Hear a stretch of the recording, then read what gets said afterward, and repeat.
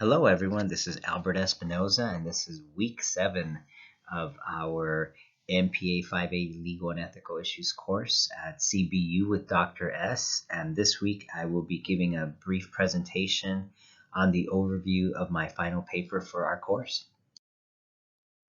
The critical assignment I'll be working on is in regards to the Department of Homeland Security and their existing ethics standards of conduct.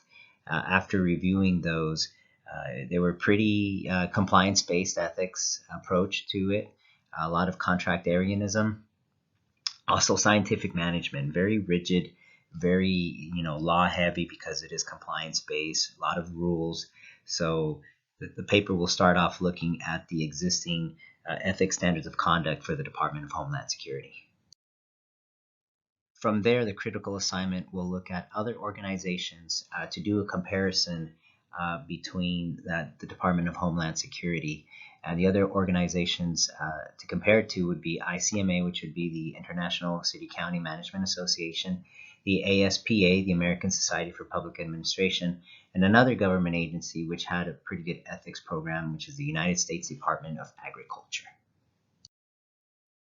From this point, the critical assignment will then look at ways to shift the balance of ethics within the Department of Homeland Security, so it's not so heavy compliance-based.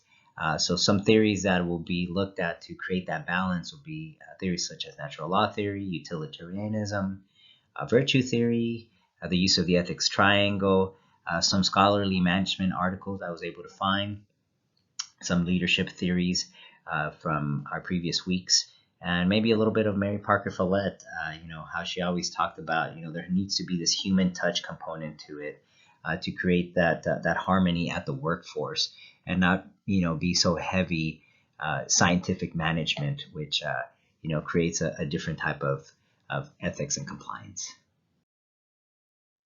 And the critical assignment will finish up with, now having a balance of a value-based ethics and a compliance-based ethics where you have this harmony of that and also these theoretical frameworks, exploring some of the ethical dilemmas and some of the wicked problems that the Department of Homeland Security has been facing throughout the years, and how to maybe approach some of these dilemmas from a different perspective.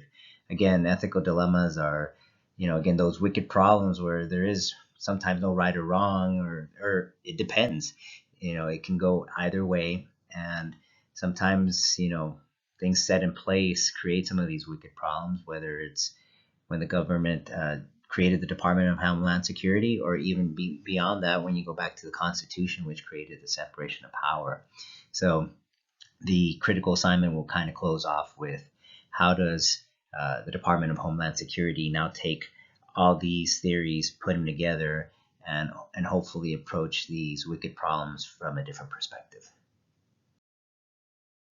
I hope you enjoyed this video, and I just want to say thank you to everyone. I always enjoyed your comments, and it was always fun to see other people's videos. Hope to see most of you on the second half of our semester in our next course. And again, I just want to say thank you to everyone, and God bless. Have a great one.